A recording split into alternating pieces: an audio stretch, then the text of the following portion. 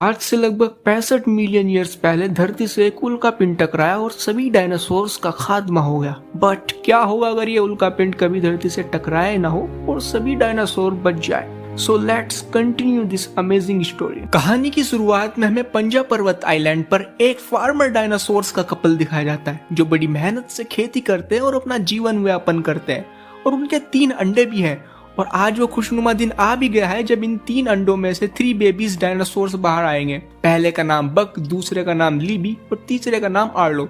Arlo एक special child था। जहाँ बाकी भाई बहन अपने माँ बाप के साथ खेती में हाथ बटाते, वहीं आर्लो कमजोर और डरपोक था। उसे काम मिला था लिटरली चूजों को मक्की खुआना, और वो भी नहीं कर पाता था, वो उसमें भी डर जाता था। इसी वजह से उसके माता पिता को उसकी फिक्र रहती थी कि आगे जाकर आर्लो का क्या होगा। अब सर्दियां आने वाली है और सर्दियों के लिए आर्लो के माता पिता एक स्टोर रूम में खाने को स्टोर करते हैं और अपनी छाप छोड़ देते हैं। बेबीज डायनासोर्स भी अपनी छाप छोड़ना चाहते हैं, लेकिन पापा कहते हैं कि अगर तुम अपनी छाप छोड़ना चाहते हो तो इसके लिए तुम्हें बहुत ही मेहनत करनी होगी। फिर क्या, आर्लो के सिबलिंग्स मेहनत करते हैं और एक एक कर वहां पर अपनी छाप छोड़ देते हैं। लेकिन आर्लो उदास था क्योंकि आर्लो रह जाता है। तभी पापा कहते हैं कि देखना आर्लो, तुम भी एक दिन यहाँ पर अपनी छाप छोड़ोगे और उस दिन मुझे तुम पर गर्व होगा।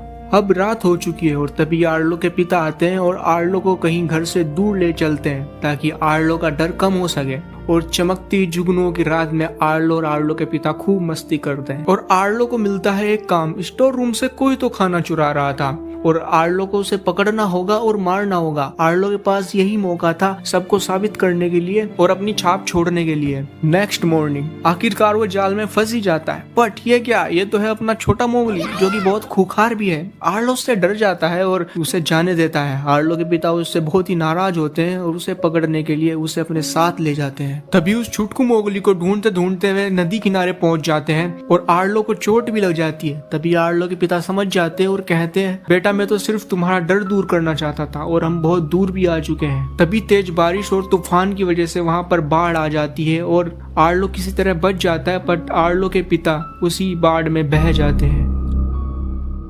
अब आर्लो के पिता भी नहीं रहे और सर्दियां भी आने वाली है। बिना पिता के फसलों को काटना और उनको स्टोर करना काफी मुश्किल हो जाएगा। तभी आर्लो अपनी मम्मी से कहता है कि मम्मी आप चिंता मत कीजिए, जब तक मैं हूँ आपको फिक्र करने की कोई जरूरत नहीं है। कुछ दिन बाद आर्लो को वही छुटकू मोगली स्टोर रूम में देखने को मिलता है। आर्लो गुस्से से उसे पकड़ने की कोशिश करता है और कहता है तुम्हारी वजह से मेरे पापा नहीं रहे, और उसे पकड़ते पकड़ते एक नदी में गिर जाता है। आर्लो निकलने की बहुत कोशिश करता है लेकिन नदी का बहाव इतना तेज था उसे बहाकर ले जाता है और आर्लो बेहोश हो जाता है। आंख खुलने पर वह अपने आप को किसी आइलैंड पर पाता है और उसके शरीर पे चोटों के बहुत से निशान भी होते हैं। छुटकू मोगली उसकी आंखों के सामने ही होता है। वह उसका पीछा करता है लेकिन वह भाग जाता है। आर्लो को दिखता है एक घना जंगल। उसे समझ आ गया था कि मैं घर से बहुत दूर आ चुका हूँ और वो डर भी चुका था कि अब मैं घर कैसे जाऊंगा। तभी उसे अपने पापा की बात याद आती है कि तुम्हें अगर नदी मिल गई तो घर का रास्ता भी मिल जाएगा। तभी खाने की तलाश में आर्लो का पैर फंस जाता है और रात हो जाती है। सुबह होने पर वह पाता है उसका पैर निकल चुका है और वहाँ पर उसको वही छुटकू के पैरों के निशान दिखाई देते हैं। वो समझ जाता है कि ये उसी का एक काम है। बारिश से बचने के लिए आर्लो एक जैसे तैसे एक अधूरा सा टेंट बनाता है। तभी आर्लो देखता है कि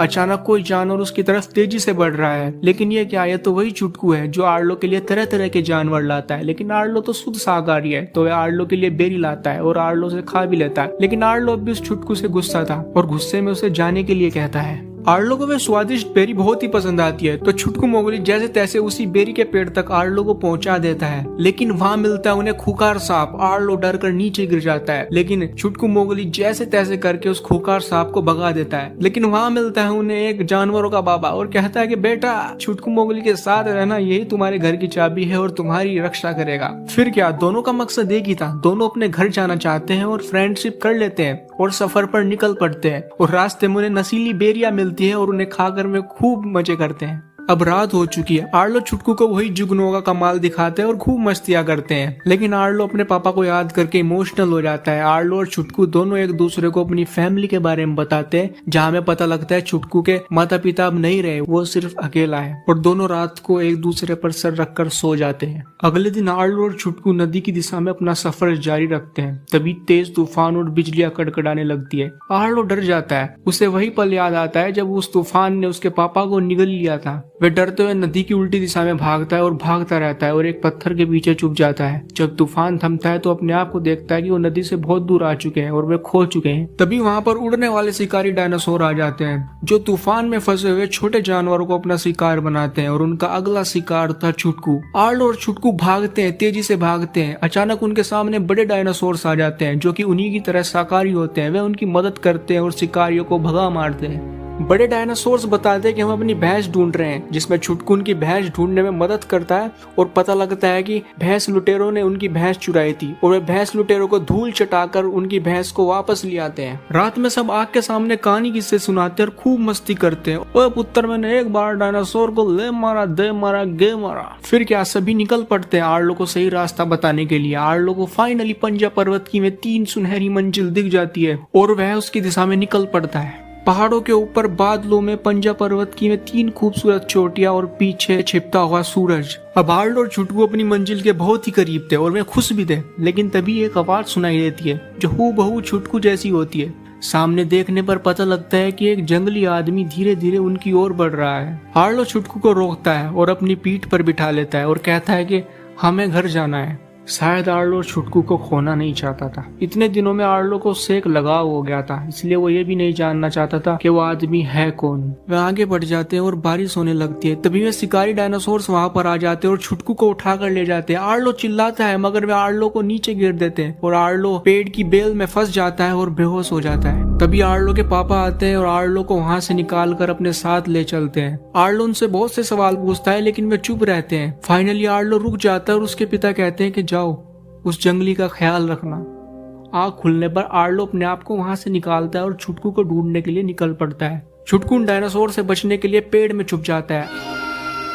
आर्लो वहां पर पहुंचता है और तेजी से दहाड़ता है और उन डायनासोर्स का बहादुरी से सामना करता है, उनको मार गिराता है। तभी नदी में तेजी से बाढ़ छुटकू की ओर आने लगती है। आर्लो छुटकू को बचाने के लिए नदी में कूद जाता है और नदी में दोनों बह जाते हैं। जैसे तैसे आर्लो छुटकू को पकड़ लेता है और नदी के किनारे ले आता है और उसे बचा लेता है। आर्लो अपने घर के बहुत करीब था, वह उसे सामने से देख सकता था और वे बात करते हुए जा रहे थे। देखना, वहां जाकर तुम्हें बहुत सारी मक्खियां खाने को मिलेगी, वहां पर तुम्हें नरम बिस्तरा भी मिलेगा, लेकिन हाँ, तुमको काम करना पड़ेगा। लेकिन तभी वही आवाज सुनाई देती है और वह आवाज छुटकू के जैसे दिखने वाले बहुत सारे जंगलियों की थी। छुटकू ने देखता है, खुश होता है और फिर वापस आर्लो के पास चला जाता है। आर्लो से कहता है कि अब से यही तुम्हारी फैमिली है। शायद आर्लो समझ चुका था कि हम लोगों की जिंदगी अलग अलग है और वह छुटकू को अलविदा कहकर निकल पड़ता है।